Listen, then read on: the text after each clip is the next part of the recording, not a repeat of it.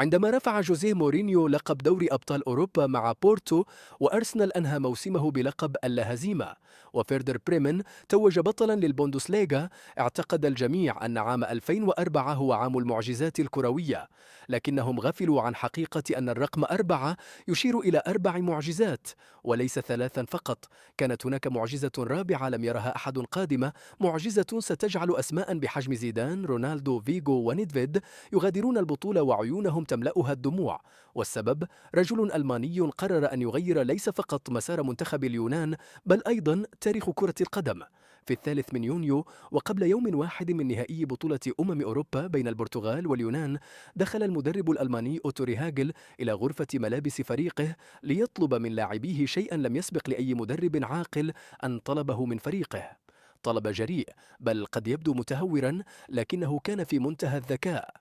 ولكي نفهم الدافع وراء هذا الطلب، لابد من العودة إلى بداية القصة، إلى حيث نشأت معجزة الإغريق، المنتخب الذي صنع ما يعرف اليوم بمعجزة القرن التكتيكية. هذا المنتخب لم يكن يملك سجلا كرويا يذكر، لم يسبق له الفوز بمباراة واحدة في أوروبا، ولم يخرج من صفوفه أي نجم عالمي باستثناء مانولاس، بل إن مجرد تحقيق فوز واحد في البطولة كان سيعد إنجازا كبيرا. لم يكن مستغربا أن تدرجه مكاتب المراهنات ضمن الفرق الأقل حظا للتتويج، لكن منتخب اليونان عام 2004 قلب كل التوقعات رأسا على عقب، محققا إنجازا لم يكن في الحسبان، إنجازا وصفه البعض بأنه أعظم إنجاز لحصان أسود في تاريخ كرة القدم. وربما سيخطر على بالك الآن إنجاز ليستر سيتي في الدوري الإنجليزي، وهو بلا شك كان مذهلا، لكن الفارق كبير. بعد تتويج ليستر تحول لاعبوه إلى نجوم عالميين مثل فاردي، محرز وكانتي. أما منتخب اليونان فقد ظهر من العدم وعاد إلى العدم، دون أن يترك خلفه أي لاعب صعد ليصبح نجما عالميا. حتى أفضل لاعب في البطولة لم يحظى بمسيرة مميزة، فقد بيع إلى بولونيا ثم انتقل إلى بنفيكا، وانتهى به المطاف بعيدا عن الأضواء. لكن رغم ذلك ظل هذا الإنجاز يعرف باسم معجزة القرن التكتيكية. فما سر هذه المعجزة؟ وكيف نجح منتخب اليونان في تحقيق اللقب؟ للإجابة عن هذا السؤال علينا العودة إلى ما قبل البطولة، إلى عام 2001 تحديدا، عندما تعرض المنتخب اليوناني لهزيمة ثقيلة بنتيجة 5-1 أمام فنلندا في تصفيات كأس العالم 2002، ما أدى إلى إقالة مدربه دانييل والاستعانة بأوتوري هاجل، المدرب الألماني المعروف بواقعيته التكتيكية وصلابته الدفاعية. لم يكن ريهاجل مدربا ذو باع طويل في المنتخبات، لكنه امتلك رؤية واضحة، كان يعرف أنه يقود منتخبا متواضع الإمكانيات، ولذلك لم يحاول بناء فريق يعتمد على المهارات الفردية، بل صنع منظومة جماعية متكاملة. منذ لحظة وصوله أدرك أن المنتخب اليوناني يعاني من انقسامات داخلية بسبب المنافسة بين أندية البلاد الكبرى مثل أولمبياكوس وباناثينايكوس. لذلك جمع لاعبيه وأخبرهم بوضوح: أنا هنا لأدرب منتخب اليونان وليس أي ناد آخر.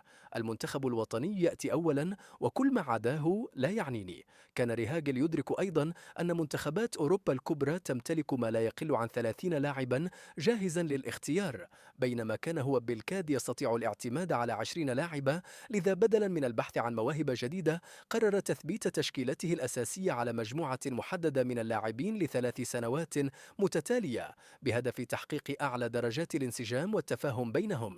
كان يؤمن بأن كرة القدم رياضة جماعية، والتكتيك الجماعي قد يكون السلاح الأقوى للفريق الذي لا يمتلك نجوما. لكن المشكلة الأكبر لم تكن في التكتيك، بل في عقلية اللاعبين. منتخب اليونان لم يكن فقط ضعيفا فنيا، بل كان أيضا يعاني من عقدة النقص، فقد كان لاعبوه مقتنعين بأن سقف طموحهم لا يتجاوز المشاركة الشرفية والخروج المبكر. وهنا لعب ريهاجل لعبته الذهنية.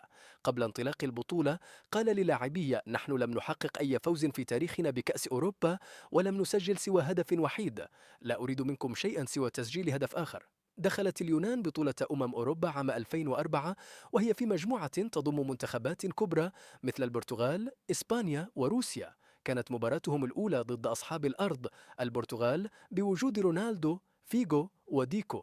بدا واضحا أن المنتخب اليوناني متوتر، لكن الخوف سرعان ما تلاشى بعد 7 دقائق، فقط عندما سجل كاراغونيس الهدف الأول. كان هذا الهدف بمثابة التحرر من كل القيود النفسية، ولم يمض الكثير حتى أضاف يانيس الهدف الثاني في مفاجأة صدمت الجميع. اليونانيون لم يصدقوا أنفسهم حتى بعد نهاية المباراة. ظل اللاعبون يسهرون طوال الليل يشاهدون إعادة اللقاء وكأنهم يحاولون استيعاب ما حدث. الإعلام اليوناني لم يتوقف عن بث الأغاني الوطنية، والمشجعون في البلاد احتفلوا وكأنهم حققوا اللقب. لم يكن أحد يجرؤ على تخيل أن هذه ليست سوى البداية، وأن ما هو قادم سيكون أكبر من مجرد فوز على البرتغال في المباراة الافتتاحية. وبهذه الطريقة بدأ مشوار المعجزة التي لم يكن أحد يراها قادمة. وبعد المرحلة الأولية جاء دور الأدوار الإقصائية، حيث تبلورت قوة التنظيم والدفاع عند اليونان. في ربع النهائي واجهوا المنتخب الفرنسي الذي كان يعتبر من أقوى المنتخبات آنذاك، لكن اليونان تمكنت من حصد هدف قاتل جاء في الوقت الإضافي بفضل رأسية أنجيلوس شارستيوس، مما منحهم الفوز 1-0 واستعادة الثقة الجماعية. ثم جاء نصف النهائي، حيث واجهوا المنتخب التشيكي الذي يعتمد على اللعب الفني والهجوم المنظم.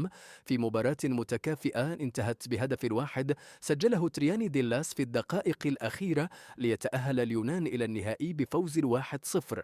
وفي النهائي الذي أقيم في لشبونة كان الخصم البرتغالي الفريق المضيف الذي يضم نجوما كبر مثل رونالدو وفيغو وديكو مرشحا قويا للفوز، لكن اليونان بفضل تنظيم دفاعي صارم وروح قتالية لا تلين استطاعوا فرض أسلوبهم.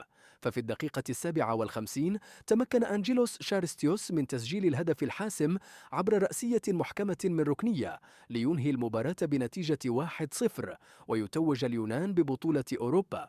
بهذا الإنجاز التاريخي لم تثبت اليونان فقط أن التكتيك والإرادة الجماعية يمكن أن تفوق الموارد الفردية الضخمة، بل كتبت فصلا جديدا في تاريخ كرة القدم يظهر كيف يمكن للروح القتالية والانسجام الجماعي تحقيق المستحيل.